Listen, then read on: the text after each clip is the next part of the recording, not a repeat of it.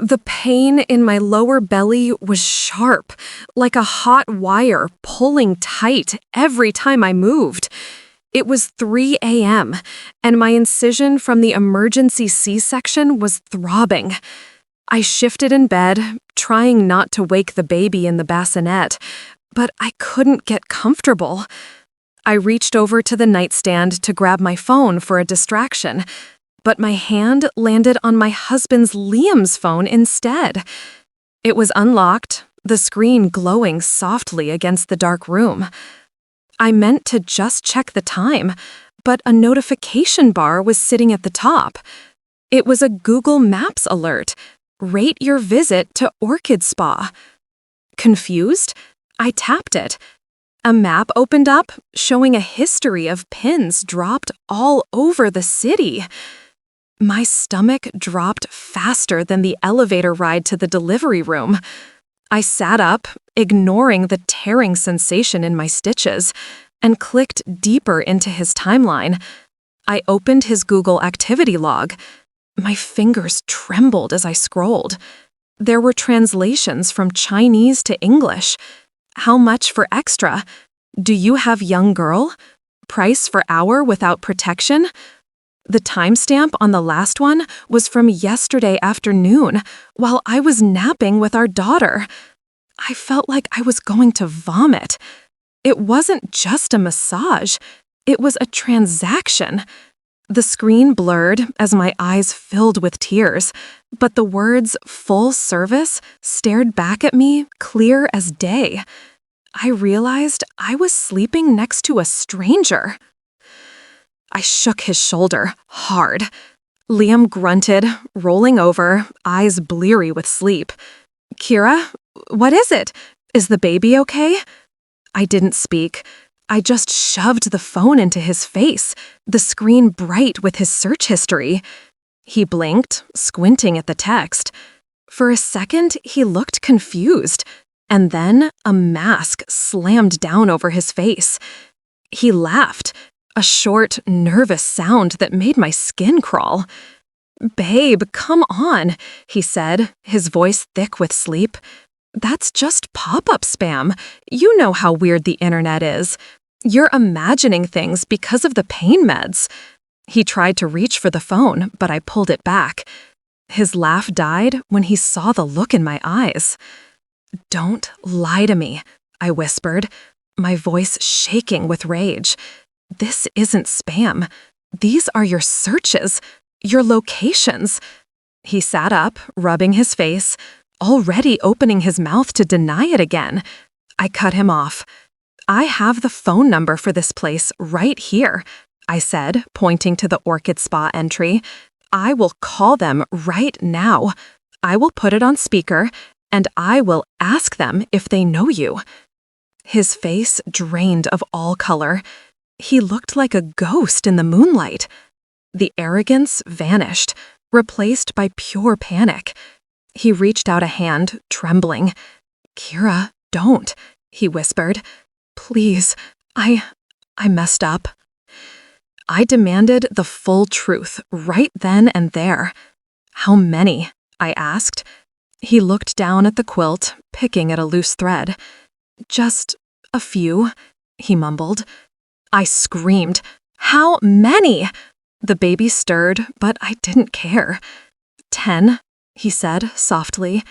10 different places. I stared at him, unable to process the number. 10. In the last 30 days? While I was in the hospital fighting an infection? While I was learning to breastfeed? While I was crying from postpartum hormones and exhaustion? He had been driving around the city, hunting for these places, visiting a new one every few days. He wasn't just cheating, he was on a spree. And I had been home waiting for him. "Who paid for it?" I asked, my mind suddenly racing to our bank account. We had been tight on money with the new baby, stressing over diaper costs and medical bills. He wouldn't look at me. I grabbed my own phone and opened our joint banking app. There were cash withdrawals. $300 here, $200 there. It added up to almost $3,000 in a month. My heart stopped when I saw the date of the biggest withdrawal. It was the same day I asked him to pick up the special formula, and he said he needed cash because the card chip was broken. He had taken money meant for our daughter's food to pay for women to touch him. I felt cold, a deep freeze settling into my bones. "I need to know exactly what you did," I said. My voice sounded dead, like it belonged to someone else. "Because I just had surgery. My body is open. If you brought something home to me—" He flinched. "I used protection most of the time," he stammered. "Most of the time?" The world tilted. I forced him to detail it, the acts, the risks, the contact. He spoke in a monotone voice, staring at the wall, listing off sexual acts like he was reading a grocery list. He looked so numb, so detached. It was terrifying to watch the man I loved discuss destroying our marriage without shedding a single tear. A soft cry came from the bassinet. Our daughter, Ava, was waking up. I slowly got out of bed, clutching my incision, and walked over to her. She was so small, her little hands grasping at the air. I picked her up, smelling her sweet, milky scent. I looked at her innocent face, and then looked back at Liam, who was sitting on the edge of the bed with his head in his hands. How could he? How could he hold her in the evening, acting like the proud father, with the scent of cheap perfume and massage oil still on his skin? I realized then that the danger wasn't just outside our house. The danger was sitting on our bed. I went into the bathroom and locked the door, sliding down against the cool tile. I called Tasha. She picked up on the second ring, her voice groggy. "Kiara? Is everything okay?" I told her everything. The map, the money, the 10 women. There was a long silence on the other end. Tasha had a degree in psychology, and I needed her brain.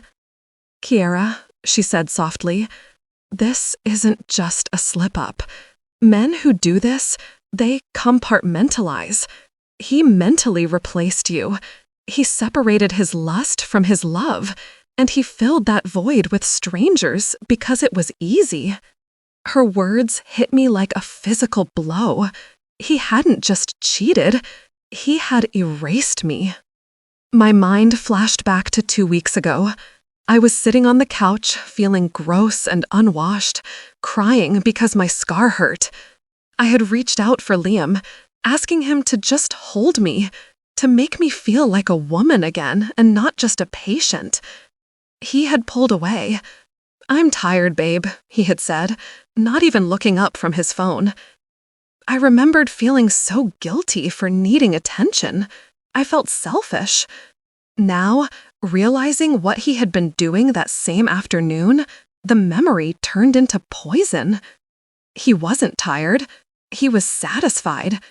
He had nothing left for me because he had given it all to someone he paid by the hour. The next morning, the house was suffocating. Liam followed me from room to room like a lost puppy. "Can I get you water? Let me change the diaper.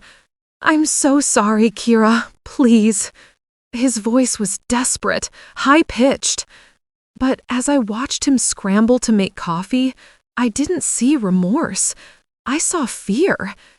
He wasn't washing the dishes because he wanted to help. He was washing them because he was terrified I was going to kick him out. He wasn't sorry he broke my heart. He was sorry he broke his comfortable life. Every apology felt like a coin he was putting in a machine, hoping to buy his way out of consequences. It made me sick. I couldn't stop digging. Once you pull a thread, the whole sweater unravels. While he was in the shower, attempting to wash away his guilt, I went to his laptop. I checked the history, going back months, years. It was everywhere. Porn sites I had never heard of, webcam model transactions. He was watching it at 7 a.m. before work. He was watching it on his lunch break. He was watching it late at night when he told me he was finishing up reports. It wasn't just the massage parlors. This was his entire life. The man I married was a shell. Inside, he was consumed by an endless hunger for digital women. The 10 women were just the escalation. I sat in the nursery chair, rocking back and forth without the baby. This felt heavy, heavier than typical cheating. If he had an affair with a coworker, I could blame emotions, I could blame a connection. But this was mechanical. It was compulsive. I realized I was dealing with an addiction. A sex addiction that had spiraled out of control the moment I became unavailable due to the pregnancy. My chest ached, a deep, bruising pain. I still loved him, or the version of him I thought existed. But I was realizing that version might have been a lie all along. Can you save someone who doesn't want to be saved? Or do you drown with them? That evening, I sat him down at the kitchen table. I didn't yell. I was too exhausted. "We aren't okay, Liam," I said. "This isn't a bump in the road. You destroyed the road." I told him I wanted him to see a certified sex addiction therapist, and I wanted access to every account he had. He broke down. He put his head on the table and sobbed, loud, ugly tears. "I'll do anything," he blubbered. "I promise, Kira, never again. Please don't leave me." He sounded like a child who dropped his ice cream. It was pathetic. I watched him cry and felt nothing. No pity, no urge to comfort him. Just a cold observation of his panic. Days passed. My incision was healing, but the skin felt tight and numb. I tried to lift the car seat to go to the pediatrician, and a sharp pain shot through my abdomen. I gasped, dropping it. Liam rushed over to help, but I flinched away from his hands. "I got it," I snapped. I was broken in so many ways. Physically, I was sliced open. Emotionally, I was gutted. And financially, I was drained. I looked at myself in the hallway mirror, pale, dark circles, sweatpants. I was carrying the weight of a newborn and the weight of a dead marriage. I realized I couldn't carry both forever. Something was going to have to drop. I lay awake that night while he snored beside me.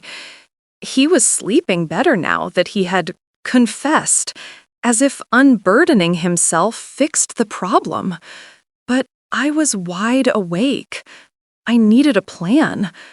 Screaming and throwing his clothes on the lawn would feel good for 5 minutes, but it wouldn't feed Ava.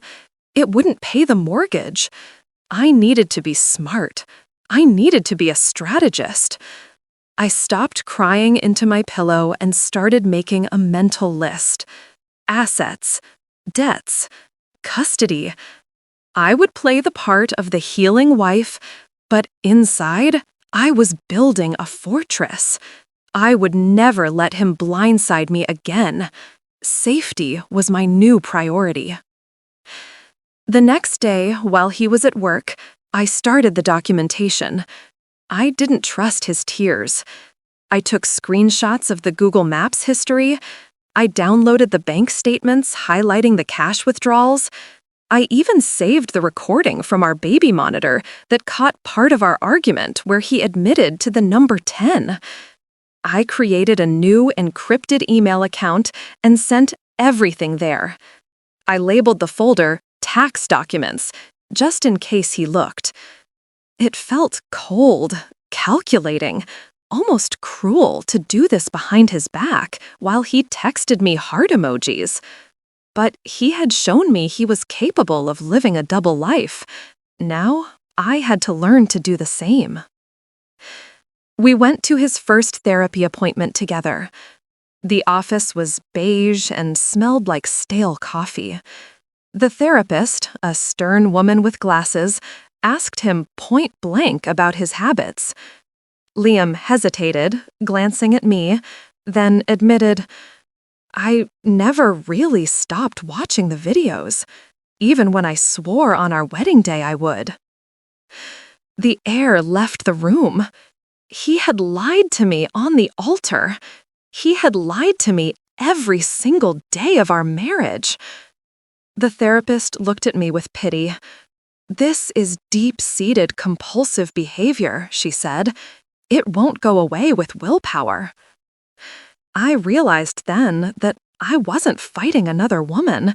I was fighting a wiring in his brain. 3 weeks in, he brought me flowers, he did the laundry, he rubbed my feet. "I'm so sorry, beautiful," he would say. "I love you so much." It became a routine, like brushing teeth. But his eyes were empty. He wasn't looking at me. He was looking through me, checking to see if I was fixed yet. He wanted the happy wife back. He wanted the forgiveness so he could stop feeling bad. The spark was gone. Every time he touched me, I saw a map with 10 pins. Every time he kissed me, I wondered whose lips he had been staring at on a screen an hour ago. The trust wasn't just broken, it was pulverized. I watched him closely one Saturday. He was stressing over his phone, worried that a friend might find out, worried his boss might hear rumors. "What if my mom finds out?" he asked me, looking terrified. That's when it clicked. He wasn't grieving the pain he caused me. He wasn't devastated that he traumatized the mother of his child. He was sorry for the inconvenience. He was sorry for the shame. He was sorry he got caught. If I hadn't seen that notification, he would still be at the orchid spa right now. He didn't regret the action. He regretted the exposure. That realization severed the last thread holding my heart to his. I woke up on a Tuesday and felt quiet. Usually I woke up anxious, checking his phone, asking him how he felt, checking his location. Today, I didn't care. I walked past him in the kitchen without asking if he wanted breakfast. I didn't remind him to take his vitamins. I didn't ask about his therapy homework. I just fed Ava and drank my coffee. Liam noticed the silence immediately. "Are you mad?" he asked, nervous. "No," I said calmly. "I'm fine." The silence terrified him more than the screaming did. He knew, deep down, that apathy is the end of love. I wasn't fighting for us anymore. I was just existing near him. I started building the exit ramp. I went to a different bank branch and opened a checking account in my name only. I transferred a small amount, $20 here, $50 there, so he wouldn't notice the balance drop. I spent hours at the library with Ava, researching custody laws in our state. I called a women's legal aid hotline from the car, asking about dissipation of marital assets, the fancy legal term for him spending our money on affairs. I was learning the language of divorce. It felt empowering. For the first time since the C-section, I didn't feel like a victim. I felt like the CEO of my own life. He came home early one day while I was in the shower. I had left my folder of research on the dining table, hidden under a stack of mail. He must have knocked the mail over. When I walked out, towel around my hair, He was holding the papers. His hands were shaking. Divorce lawyers? Custody schedules? He looked at me with wide, wet eyes. Kira, please, I'm doing the work. I'm going to therapy. Don't do this. He dropped to his knees on the kitchen floor, grabbing my hand. I can't lose you. I looked down at him, sobbing on the linoleum. A month ago, this would have broken me. Today, I just felt tired. I pulled my hand away gently. "Get up, Liam," I said. My voice was steady. I can't live waiting for the other shoe to drop. I can't raise a daughter in a house where respect is optional. He tried to interrupt, but I held up a hand. I am not your rehabilitation center. I am your wife, and you fired me from that job a long time ago. I told him I wanted a separation. He needed to fix himself for himself, not to keep me. If he got better just to stop me from leaving, the change wouldn't last. I chose my peace. I chose a home where I didn't have to check search histories to feel safe. 2 days later, I packed the last bag. Liam sat on the couch, head in his hands, silent. The house was quiet. I strapped Ava into her car seat, checking the straps tight. I didn't destroy his reputation. I didn't burn his clothes. I did something worse. I took away his safety net. I took away the woman who managed his life, his emotions, and his home. He was alone now, with his thoughts, his addiction, and the silence of an empty house. I walked out the door, and the sun hit my face. My scar still ached a little, but as I started the car, I felt lighter than air. I was healing, finally, and this time, I was doing it alone.